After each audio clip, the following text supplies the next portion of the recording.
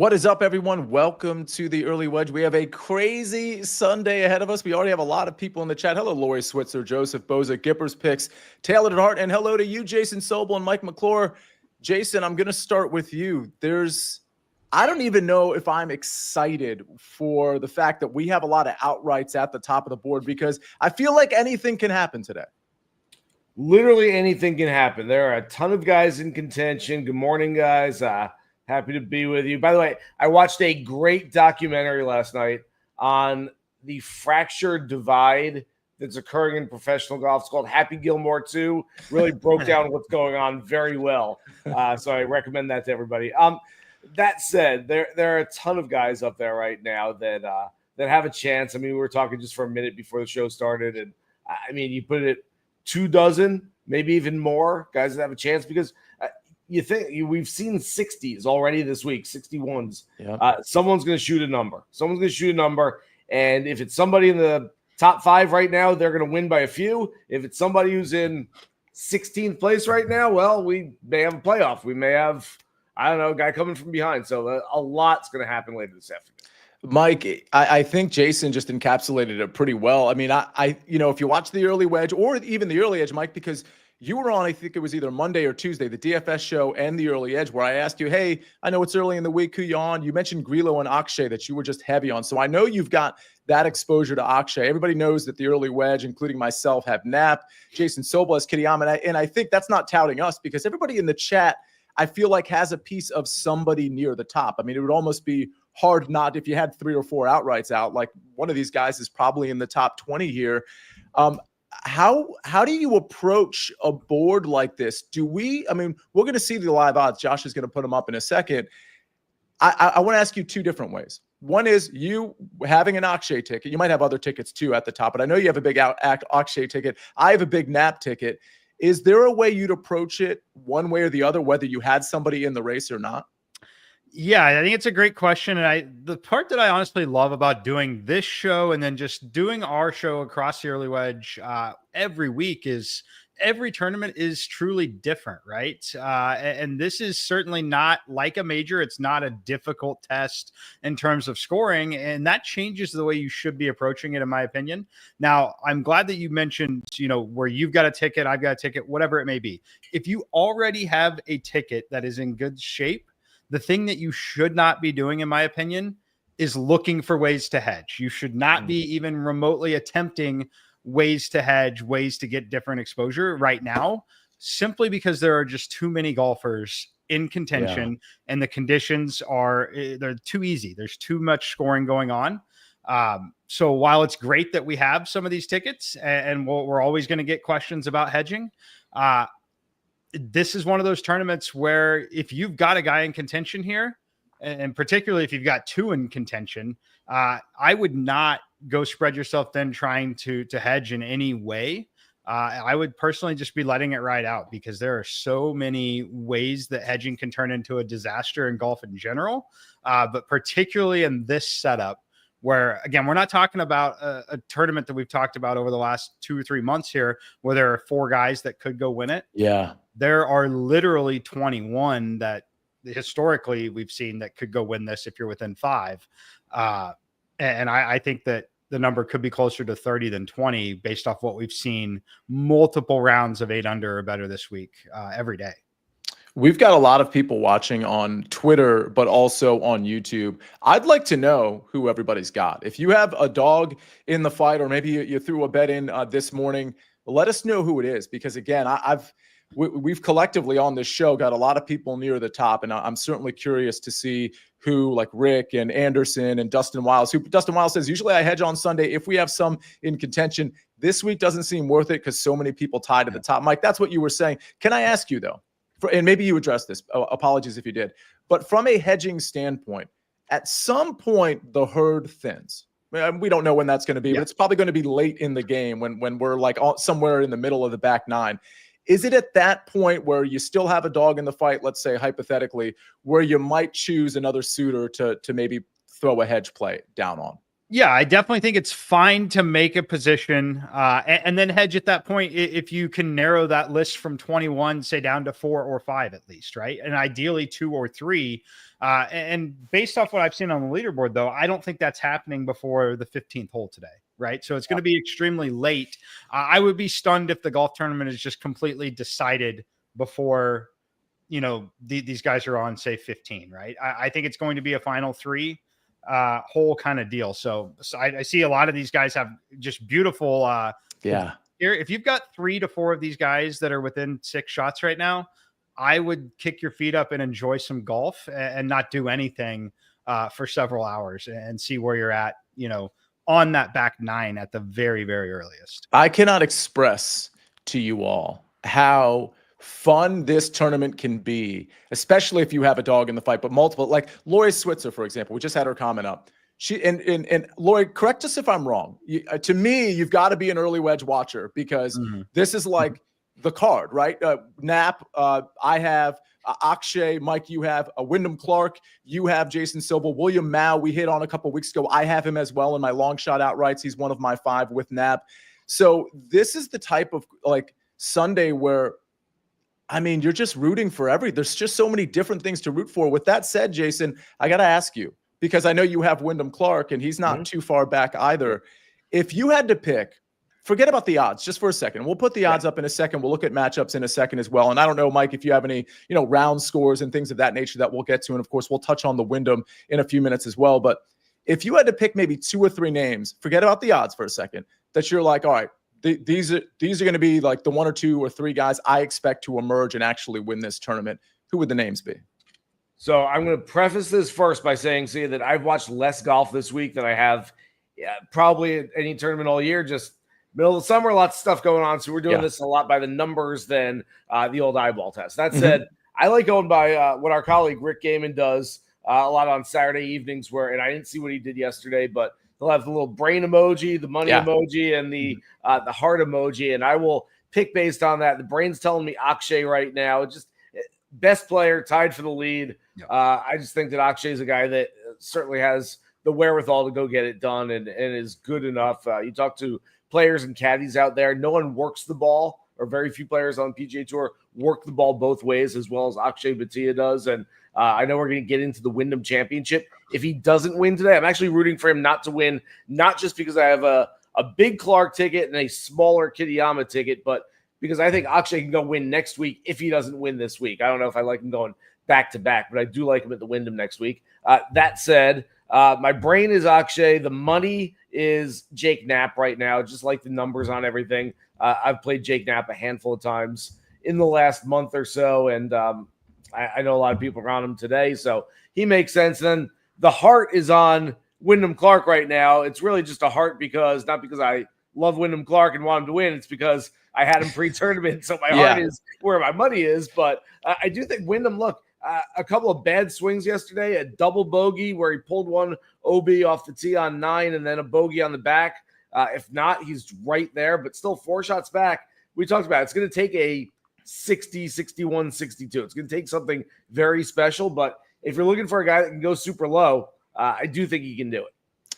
Mike, Akshay was definitely, I mean, you were certainly, just for me, my experience, you were the first person that came out. It was probably Monday morning's early edge where you were like pretty strident. It could have been Tuesday. I mean, I might be thinking of the Monday DFS show at 7:00, but you were pretty strident about both Grillo and Akshay. And I noticed later on in the week, there were a couple other people that mentioned his name. I never got on him because I just fell so in love with, wait for it, Michael Thorbjornsen, and of course, Jake Knapp and William Mao. So I've got some dogs in the fight. The Michael Thorbjornsen thing did not go super well for me. But with that said, because we still have a round to play, and I think people are considering Akshay Bhatia, whether it's at the plus 450 number at BetMGM or maybe later on, maybe that number falls a little bit. What was it about Akshay that you just fell in love with that might translate to round 4? You know, honestly, I watched the way he played the last few rounds over across the pond, and I was pretty encouraged with what I saw there.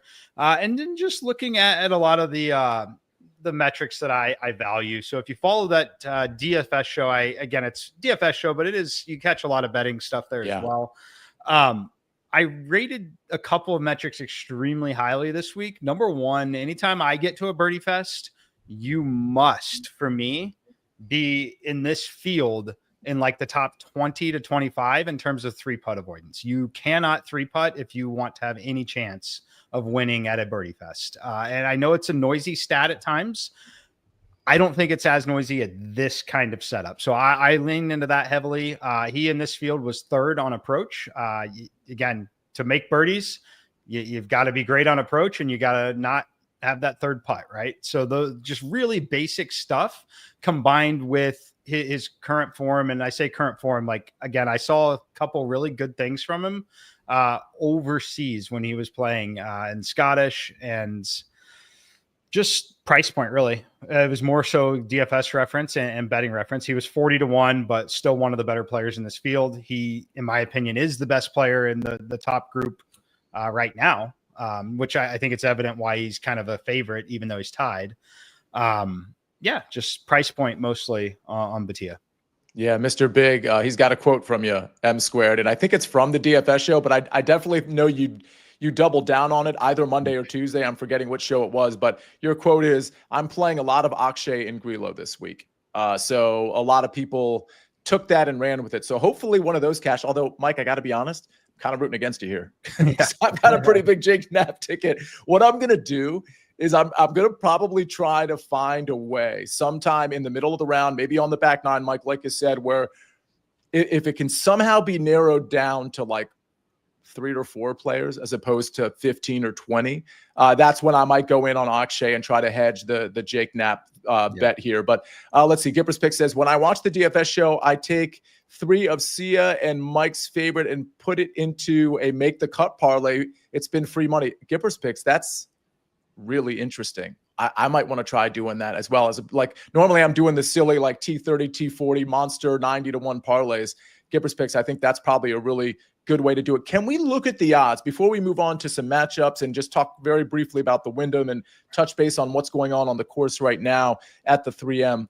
Josh, if you don't mind, let's take a look. And again, these are not odds we necessarily want to hit, but there's right now, I should say. But there are some names that, gentlemen, we haven't brought up at all, at least not in the first 12 minutes of this show. Torbjorn Olsen, Kurt Kitayama, we did kind of briefly bring up. He's plus 700. Olsen is plus 500. We got Sam Stevens, who somebody brought up in the chat. They had him at plus 750, but I'll tell you, BetMGM has a better number here at plus 800. Chris Gotterup, I mean, this guy can go nuclear, as we know. He's 10-1. Takumi Kanaya having a great tournament at 1,100. Norn has really popped. Pearson Cootie, who I got to tell you, if you watch the live chat on Wednesday at 4 o'clock, we had a pretty long conversation about, not long, but pretty, we kind of laid out that Cootie would be like sort of like the DFS guy that's going to sort of break the slate here. And after that show, I did put a small outright on him. So we'll see if that catches. His number was so short. It was really nothing that I was super attracted to. But Jason, any of these names that we haven't brought up that you think, all right, maybe this guy can actually go out and win? Look, I usually, and I get it. Like this stuff's like a roulette wheel. Just because the wheel hit black 24 2 spins ago doesn't mean he can't hit black 24 again. That said, I usually stay away from guys who have won pretty recently just because it's so hard to get back to that same spot.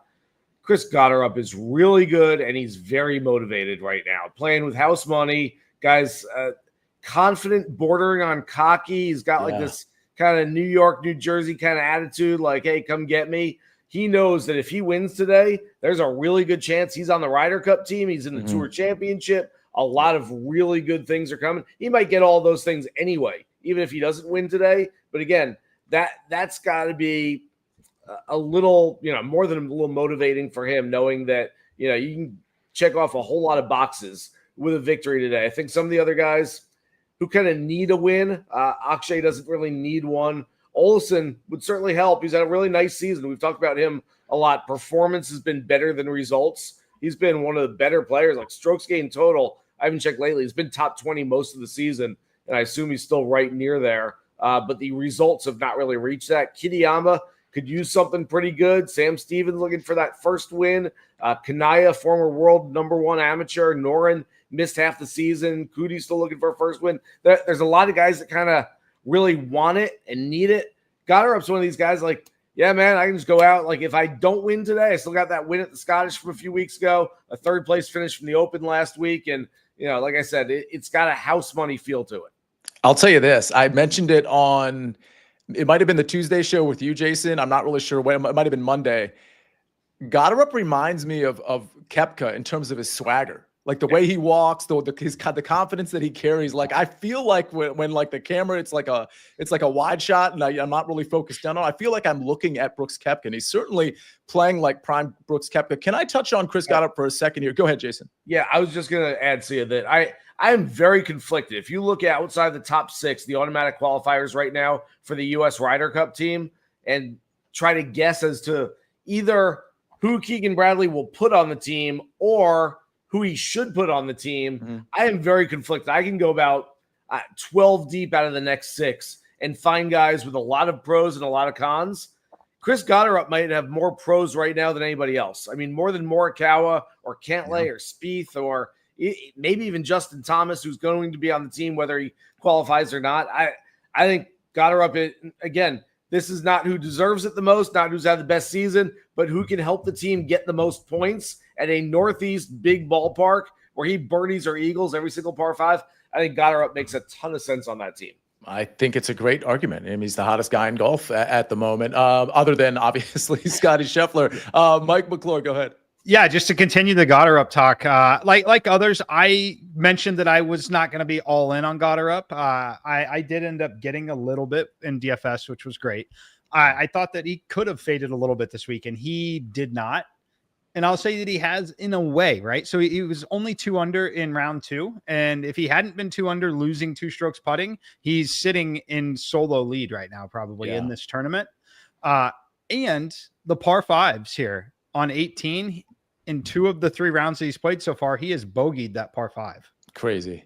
If I'm looking at this board here, as crazy as it is, and the name, if I have no action, I'm probably betting Gotterup at 10-1. If you said I need you to make a bet here, that's what I was going to say. So I was going to phrase it a little differently. And by the way, so, God, he's just so good. Let's see. Taylor DeHart says, I thought Gotterup was going to fade this week. Boy, was I wrong. I thought the same thing. I actually had a DFS lineup with Gotterup in that would have been a 6 for 6. But I said to myself on Wednesday night, I was like, I'm kind of all in on Thor Bjornsson, on Burns, on Jake Knapp. I'm just going to completely fade. And I just wish I had diversified the portfolio a little bit. But the question I was going to ask you, Mike, about Gotterup is when I look at 10-1 and I looked at his 2 strokes back, yeah, there's some good golfers ahead of him, but like it's not a host of good golfers. It's a couple of guys that are certainly can maintain the lead. But most likely, if this was a superlative contest and I said most likely to have their odds chopped from whatever it is to like by 50% by the 5th or 6th hole, wouldn't it be Chris Gotterup? In other words, most likely to go from plus 1,000 to plus 500, or in Kurt Kitayama's case, plus 700 to plus 350. It feels like Chris Gotterup is a few holes away from like being towards the top of this board here. I definitely think so. Again, like round 2, when he shot the 2 under and lost strokes putting, I thought that could have been the moment where in an extreme birdie fest, he knows that he's not going to go win the tournament and it just kind of, get it in and, I've had a great run, right? Completely wrong about that. He's looked great in round 3, 6 under. That's 6 under, by the way, yesterday. He actually lost strokes off the tee. Wow. And he's bogeyed the par 5s. Yeah. Like he's left so much out there that, it's funny you mentioned Patrick Cantlay and Colin Morikawa too, because I was just running that through my head. How fun the game of golf can be is like if they were all at this event right now and it was a round 4, Gotterup would be minus 120 in a head-to-head matchup against either one of those players right now, and I'd be laying the minus 120. Yeah. I completely agree. Yeah. That kind of goes, Jason, to your Ryder Cup point. Like, again, it's a different course, but like, who do we want out there right now? Yeah, we're not talking like who's been the better golfer over the last 5 years. It's Colin Morikawa. Like he's got 2 majors. We get it. Who do you want? Like, who do you trust the most tomorrow to go beat Rory McIlroy, to go beat Jon Rahm, Tyrrell Hatton in a match? Do you trust Colin Morikawa right now? Not really. Do you trust Patrick Cantlay? Missed 3 of the 4 major cuts this year. No, Cantlay, like it's an absolute no. Like Morikawa, I feel like it's a slightly better argument, but anyway. Maverick McNeely, Ben Griffin. Like a month ago, Ben Griffin was a lock to be on that team. We're like, he's gonna go get a bunch of points. Like right now, this very moment, pretty much anyone outside the top 6. I look at Chris Gotterup, and kind of take him over anybody else. Yeah, I hear you. Jason Cesari, I hope I pronounced that last name wrong. Check me if I didn't. He says, love this Sunday AM show. Thanks for watching, Jason. Thanks for being a part of this. I haven't seen your name, so hopefully we'll see you in here for quite some time. Prasan is in here. We got David Toxen. Good morning. Hef Sterling, Mr. Big, Steve Allison. Appreciate you being in here. Can we just run through some of the matchups that we have left, Josh? Because I do want to touch on the Wyndham, and then I want to kind of have some closing thoughts on this tournament, as we're still like pretty far away from really the 13 unders are about to tee off. They're teeing off right now, but we're not going to get to that Chris Gotterup group for like another hour. So I would like to look at some of the matchups that BetMGM has. If you don't have them, Josh, I can just pull them up verbally here. Here we go. So let's go with past the tie ones. We'll go past Pavon because it starts in a minute. Let's go to Luke Clanton. I just want to see if there's any odds that are actually bettable. Okay, interesting. Alex Smalley minus 120 over Luke Clanton. I think most people would look at this and say, God, I like the upside of Luke Clanton here. Does anybody have an opinion on this one? Completely blind without looking at anything else. Like, yeah, you give me Luke Clanton at a shorter, or actually a longer number than Small. Yeah, I'd probably place a long Clanton there. Yeah, I'm looking at some of his metrics. You know, the ball striking hasn't been great, but that was just round 3 that it wasn't great. It was actually pretty good rounds 1 and 2. I'm willing to give him a pass on that. Mike, any thoughts? Yeah, not something I'm going to play, but it would be the Clanton side. I think that they're very, very close right now in this kind of an environment. But fine leaning into Clanton's overall upside as a slight underdog price. I will make a note here on Clanton, guys. I don't have my notes up here from what I wrote earlier this week, but I mean, last year he was going off like the ISCO championship. He was 11-1 as the favorite in the field as an amateur, which is pretty ridiculous. That said, I think this week he was Mike, 50-1, 60-1 in some places, where it's getting to be a pretty big number. And it's almost like, you know, the new shiny toy has lost its luster a little bit. Yeah. And everyone's moved on to, what about so-and-so, and they're, you know, Jackson Koiven's going to play next week, like whatever it might be, like the new it thing. Luke Clanton's not a worse player than he was last year. Maybe it's a little harder once you start paying for play or playing for pay, but I do think that at some point things reverse itself and he's going to go out there and have one really big week, and the numbers are just, he's going out at double, triple, maybe even more the number that he was for some similar types of events last year when he was still an amateur. That to me doesn't make a whole lot of sense, and I do think there's some value in there just long term on Clanton. Yeah, Prasant was mentioning, and I saw this too, that there was a 90 on Clanton this week. Okay, yeah. Which is crazy, like in this field. And I understand you might think, well, he's maybe not the best course fit, and that's why, and obviously he's been struggling a bit, but 90 on that upside is a pretty interesting number. So it kind of goes to your point, Jason, about maybe some of these tournaments in the future over the fall as well. Let's scroll down a little bit to see if we can get some matchups that are actually kind of bettable, that aren't extreme favorites. So we can go back, we can go past Sam Burns and Ben Coles. I remember looking yesterday, there weren't a lot that didn't have, I mean, Carson Young plus 125 over Adam Scott. I like Adam Scott, but I'm not, I'd take the dog here. I'd take Carson Young. Any thoughts, Jason? At that number, sure, but neither one does a whole lot for me right now in this one. Yeah. Mike, any thoughts here? Not in love with it. Adam Scott's actually been pretty good. I get it. He wasn't great in round 1. I thought he was honestly going to miss the cut after what I saw in round 1. Yeah. Was played very well in rounds 2 and 3. So I'm not going to fade him. I think it's probably priced close to right. I would also say I would not get in the habit of laying minus 155 with Adam Scott at this point in his career either. Yeah, and I'll say this, Scott is in the Wyndham field next week, I think, which, again, we're going to touch on in just a second. I'll double-check that, but with FedEx Cup standings and things of that nature, Adam Scott is certainly playing for something. And I will say the ball striking, the approach play in particular over the last couple of rounds has been very good, whereas day 1, I don't believe it was very good. All right, let's scroll down a little bit more. Let's see if we can see anything that has anything tantalizing. We'll go through a few more of these. We'll go past this one. Let's see if we can get something in that sort of minus 120 range. Got Matt Wallace and Power. We can go past that one. I'm going to lose my UK and Ireland bet because both Power and Wallace had good tournaments.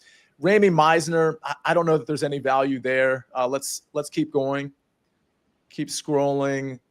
Lipsky. Does anybody like Jason? Last week, I believe you mentioned Taylor Montgomery. Both of these guys playing pretty well lately. I mentioned Taylor Montgomery a lot. It never seems to happen when I mention him, and when I don't mention him, he seems to play better. Look, he's a guy that he's sort of the reverse of what we like to look at, where sustainable ball striking and you're looking for those spike weeks on the greens. Montgomery's pretty much a very good putter all the time, and he needs a spike week, tee to green, and he looks like he's getting it this week more so than he usually does. That said, I do think a time and place comes where Taylor Montgomery starts figuring things out with the other 13 clubs in the bag and becomes a viable PGA Tour player and can go win a golf tournament. So again, he's more of a long-term kind of thing. This isn't really about today necessarily. I don't really have much of an opinion on Montgomery versus Lipsky, but I do think like Taylor Montgomery will be a good, serviceable PGA Tour player for the next 10 years. At some point, it's not really happened yet. He showed flashes a few years ago. And he had some injuries, but I do think that long-term, he's a guy that I'm more optimistic about than most people. There was a time where I was making more on, it was early last year, I think, fading Taylor Montgomery in round matchups than any other player that I've ever bet against. Because you're right, Jason, there was just a 3, 4, 5 month period where he's playing these PGA Tour events and just so incredibly bad, but it does look like he's finally bouncing back. Okay, there's a couple more I want to go to. First, let's scroll down till we get to Cootie versus Jesper Svensson, because this is one I actually like. I like the dog here. It's a slight dog, but Pearson Cootie's -110 versus Jesper -115. Again, I mentioned Cootie on the live show. He had he was a pretty popular, what was it? A few weeks ago, he missed the cut. It's really bad, but this is a guy who can score. And what I love about Cootie is he's hitting fairways. I don't know that I can say the same about Jesper. Now, that's not necessarily going to get you in trouble today, but I want to go with Cootie here. Mike, any thoughts on this matchup? Yeah, I'd be right in the same spot with you. I know Svensson played really well yesterday in terms of just approach and pulled it all together with the putter. But, and Svensson's run hot of late. Slight lean on Cootie, but not something I'd want to jump in on personally. Jason, any thoughts on this one? I like Svensson pre-tournament. I talked about him on the Tuesday show, have him for a top 20 this week. So I'll just kind of stick with my guy here. But again, it's not like a massive, I love Svensson this week. He's maybe kind of overplayed his hand a little bit. Yeah, I mean, remember we talked about him on the Tuesday show, I think, where maybe it was the Monday show too, where the ball striking for Jesper is like really good. It has been really good. The finishing positions haven't been there. Props to you. Hopefully he closes that T20 for you at plus money. One other matchup I want to go over because it was mentioned in the chat. Let's go down to Sam Stevens and our guy, Jake Knapp, or I should say my guy. It's like a community win if he wins because so many people are on him. -125. Is that too expensive, Mike, to fade Sam Stevens and take Jake Knapp here, who has been excellent? Like the where he is on the leaderboard is matching up with what his like strokes gain metrics are for the most part. Right. I think that Knapp is definitely still the better player right now. Stevens has played well. I think it's pretty close to right. I certainly, you wouldn't be able to talk me into playing Sam Stevens over Jake Knapp. Yeah. Stevens has been, the thing about Stevens is he's barely gained on the tournament. I think he's basically like a 0 on approach. I got to think at some point that counts against him, maybe in round 4 against the Jake Knapp. Any thoughts here, Jason Sobel? Yeah, I mean, look, Knapp's tee to green numbers are just far superior to Stevens pretty much all year, but especially this week so far. It's just, I don't know that I want to buy into -125. It's a fairly short number, but if you're maybe like a 2-part parlay where you're mixing that in with something else that you like, I don't mind that at all. So somebody asked about Wallace over Power. I do like that, but the problem with it, Bill, is that it's -150.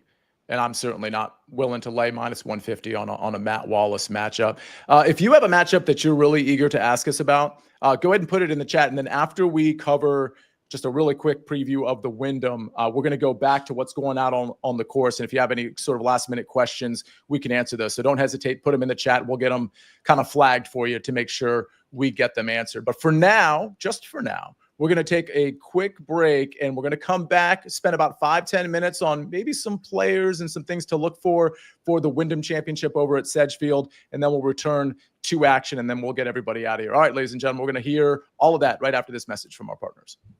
Here we go. The 2025 CBS Sports NFL schedule is here.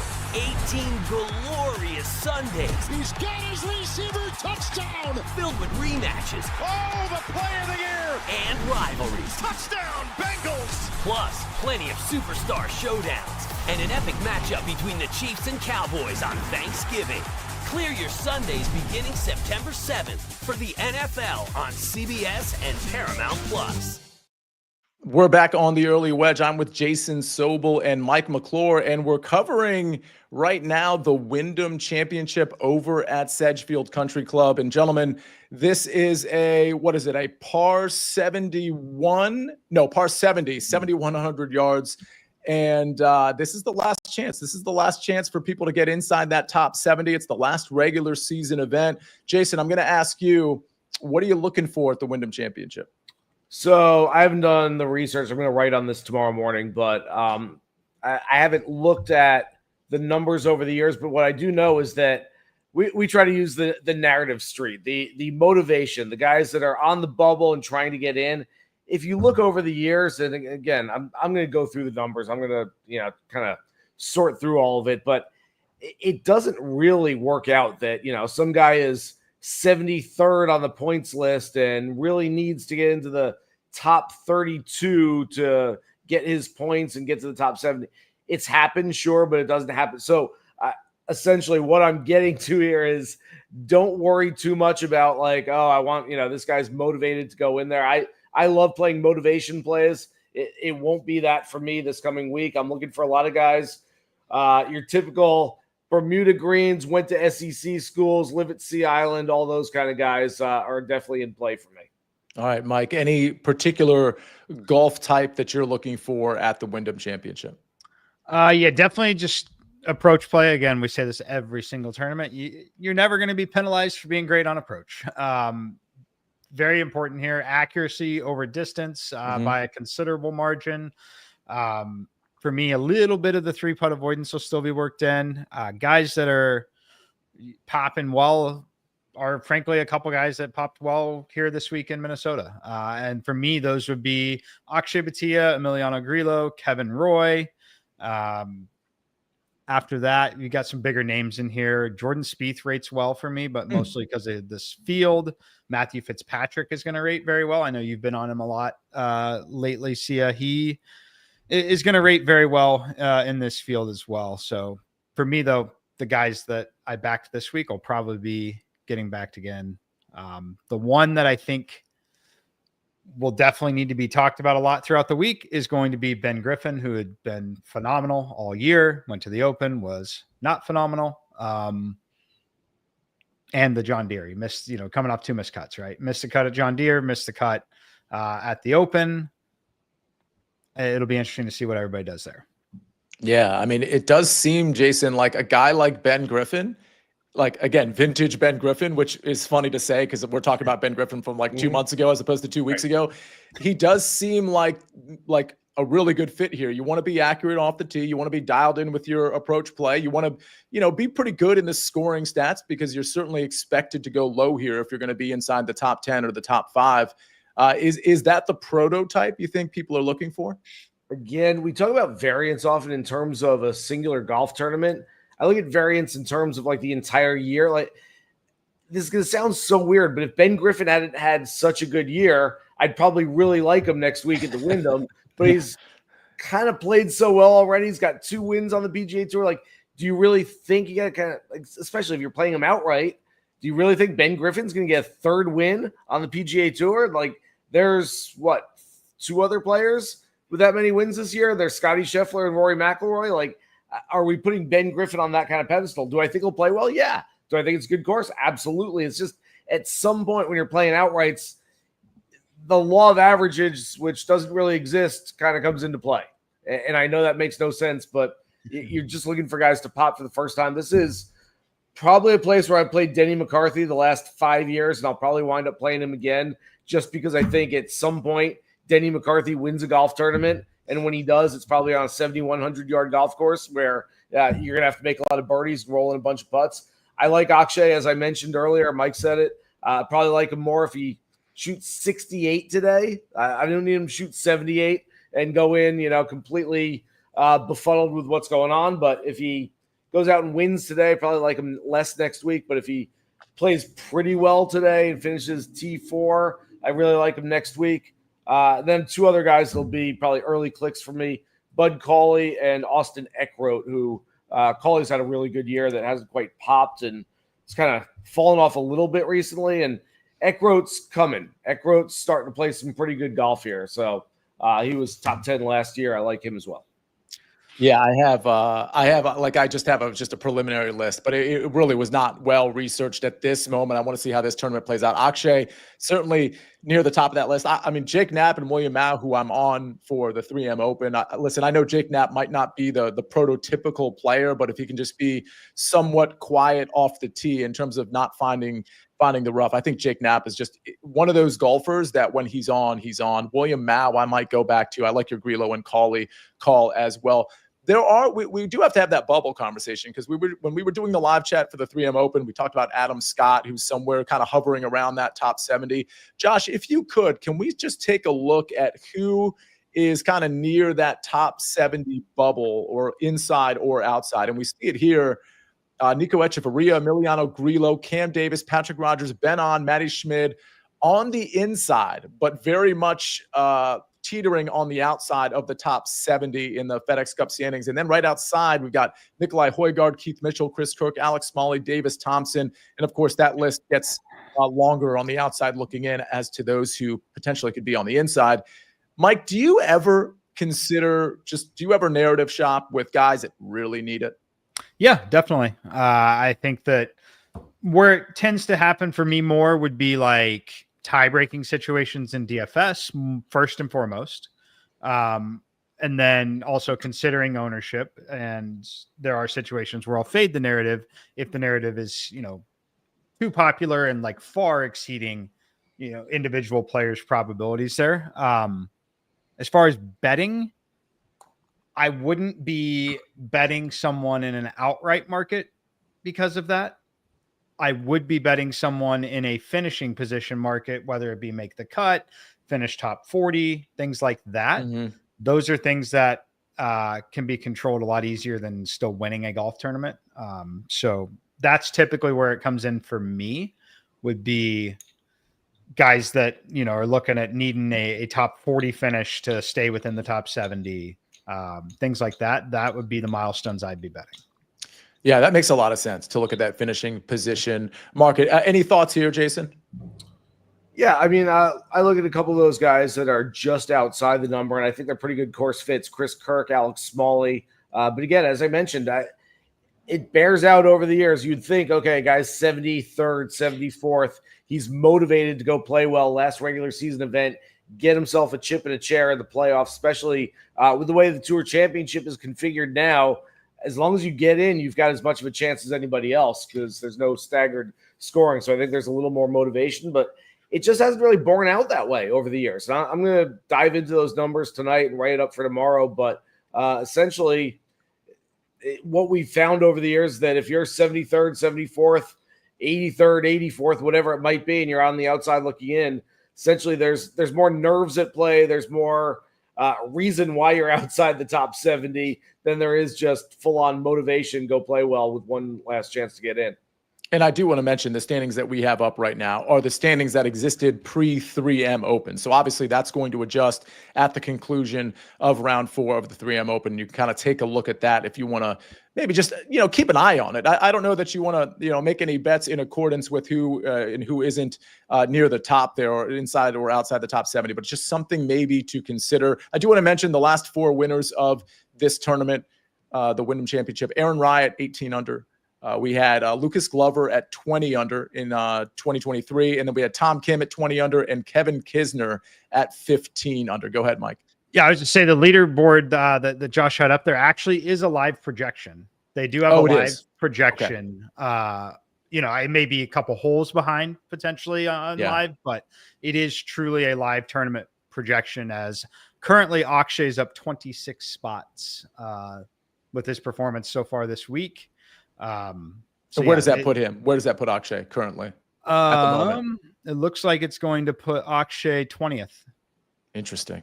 Wow. So if he closes the door on this tournament, that's a huge jump for Akshay. Huge jump. I'm hoping they'll let me sort the table. Look at that. Someone is beautiful. So you can see, biggest movers of the week in either direction. That's, for me, is always something interesting to see. Kitayama's up 24. That's a pretty big move. Who else is in contention that's up? Like Kitayama being up 24, and I say that sounds interesting. It's interesting because that puts him to 86, and with a couple of good weeks in a row, like he could do it, right? So that's something to focus on and watch. I would throw in some of the other numbers too, like Wyndham Clark. I think was 51st after that top 5 of the Open Championship last week. So we're thinking top 70. He's thinking, how do I get into the top 50, ensure my spot into the BMW, and then have a couple of good weeks to start and get into the Tour Championship? So there's different levels of that too. And to Jason's point at the start, Oleson, he's up 73 spots. He's up to 56 if he closes this deal out. Literally jumping from 129th to 56th, and in the exact same boat of one more good week, and you drastically turn the season around in a huge way. It's pretty crazy. And certainly for some, there's Ryder Cup implications over these next few weeks as well. And that'll include potentially next week. All right, ladies and gentlemen, that is just a very quick look at some of the players that we're looking at, but we're going to refine that tomorrow on the DFS show at 7 o'clock on the SportsLine YouTube channel. And of course, on the Best Bets show and the live chat, which of course Bets is 7 o'clock on Tuesday on the SportsLine YouTube channel, and the live chat 4 o'clock on Wednesday. A lot to talk about when it comes to Wyndham.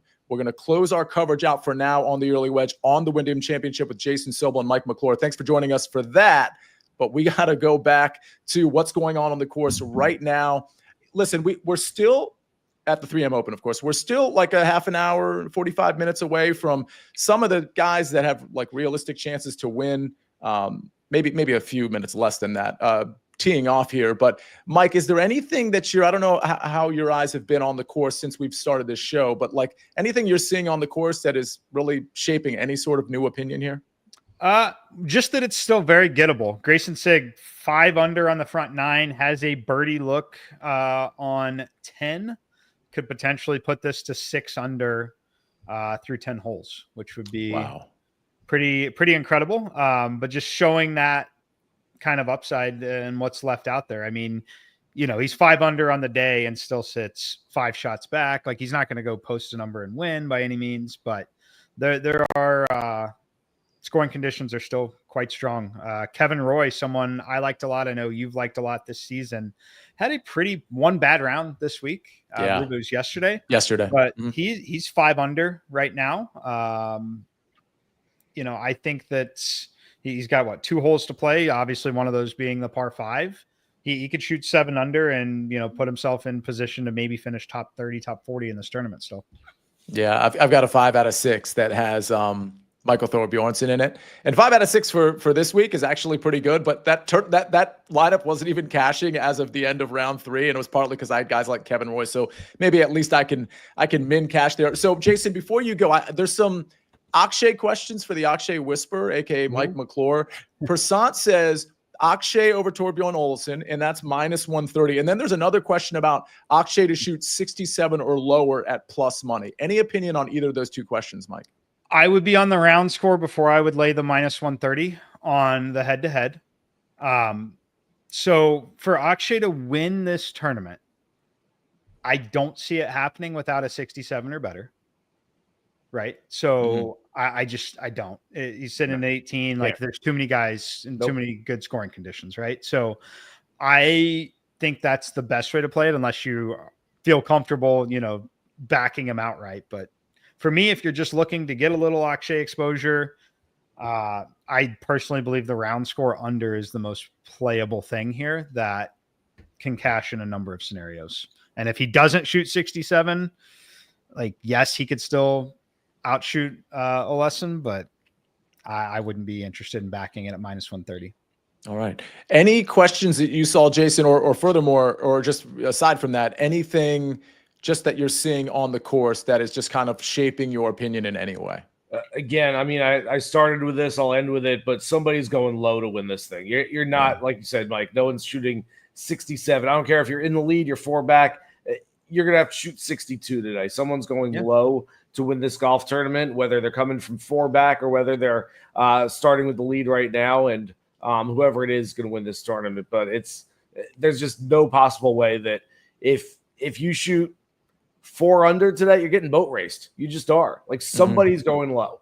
And basically the trick to it is figuring out which guy pulls off that Svensson from Thursday or the Kitayama from yesterday who has that outlier round and goes super low today. If you can figure that one out, good luck to you because that's easier said than done. So Jeff Stenberg says Sia may never bet a single penny on Thor after this week.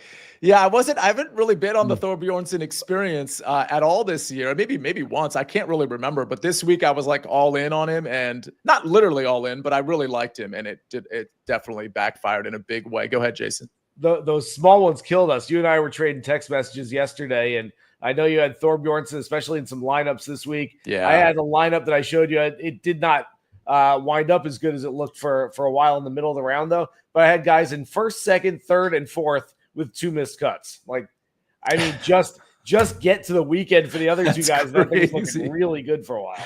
That is a absolute winning lineup, except for the 2 missed cuts. It's just these tournaments. We talked about it on the betting show at the front end of the betting show, how these tournaments kind of lend themselves to a lot of randomness and a lot of variance. All right. Before we get at it, we're going to get out of here in 1 minute. But before we get out of here, Mike, reiterate for us, please. If you've got somebody like a Knapp or an Akshay Bhatia, Torbjorn Olesen, or somebody that's kind of near the top and has a very realistic chance of winning this tournament, when do we consider hedging, if at all? For me personally, I'm only hedging when the garden needs it outside. I'm not hedging inside on an outright when I've got this kind of money up front. Like there's too many people, man. Too many people at the top. It's a losing game right now. If you want to do it, I would wait till there's 4 or 5 holes left and get it narrowed down. But yeah, especially some of you guys out there in the early wedge community that have multiple guys. If you got 2+ guys within 4 shots, just kick your feet up and enjoy the golf and look for better opportunities in the coming weeks because they will certainly be there. This is not the time to get cute and try and get exposure to someone else. That's a good point. Jason, you are holding a Wyndham Clark ticket, but also a Kitayama ticket.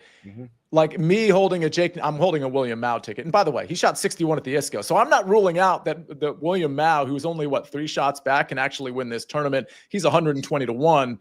But with that said, I'm holding that Jake Knapp ticket. If I'm going to consider hedging, I agree with Mike and disagree with him in a way. I mean, I don't disagree with anything really, but I probably would hedge down the stretch to his point, like maybe hole 15, 16, 17. But the only way I would do that, Jason, is if it's like him and like maybe 2 other guys that are like, okay, one of these 3 guys is going to win. I'll take another guy to potentially protect my Jake Knapp bet. Any thoughts on that?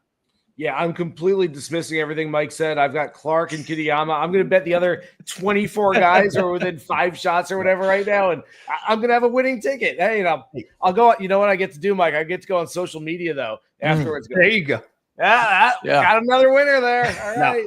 Before we break, I will say I should preface you can hedge, and the only way I would hedge if you have a situation where you want to simply bet the guy you want to get some exposure to. Just bet the round score under. The round score unders are set to 4 under, basically unanimously across the board. That is an okay way, in my opinion, to hedge because it's truly a baseline if these guys continue to play the way they have. So you want to get some exposure. I know it's not the sexy plus 500, plus 700, plus 800. Find some even money round unders and scoop up a little bit back that way. That's a really good point. I mean, we all have to consider that quote hedging doesn't always involve taking an additional outright. I mean, there's finishing position markets. There's matchups, there's round scores. There's so many things you can do to kind of try to protect an investment, maybe hit all of them at the same time. But we don't always need to look at the outright board to, quote, hedge our bets. All right. Brad Moore said it all. He said, good luck, y'all. Enjoy the rest of the weekend. He says, God bless. You got 2 within 1 shot. LOL, says C-Lord. Haven't seen you, but thank you for being in here. 19, Scott. Haven't seen you in here. Thank you for being here. You know the deal is in here as well. Everybody, we do this every Sunday at 10:30. We set you up for your final round. That's Jason Sobel. That's Mike McClure. My name is Sia Nejad. Jeff Stenberg. Taylor DeHart, thank you for your very nice comments. And everybody, thanks for hitting the like button. Bill Seibert says, good luck, everyone. All right, ladies and gentlemen, we got to get out of here. Enjoy the golf today. Don't hedge too early. Let's cash some tickets. Join us on the Early Wedge tomorrow at 7 o'clock. And, of course, on the Early Edge tomorrow at 10 o'clock. Have a great tournament, everybody. This is the Early Wedge.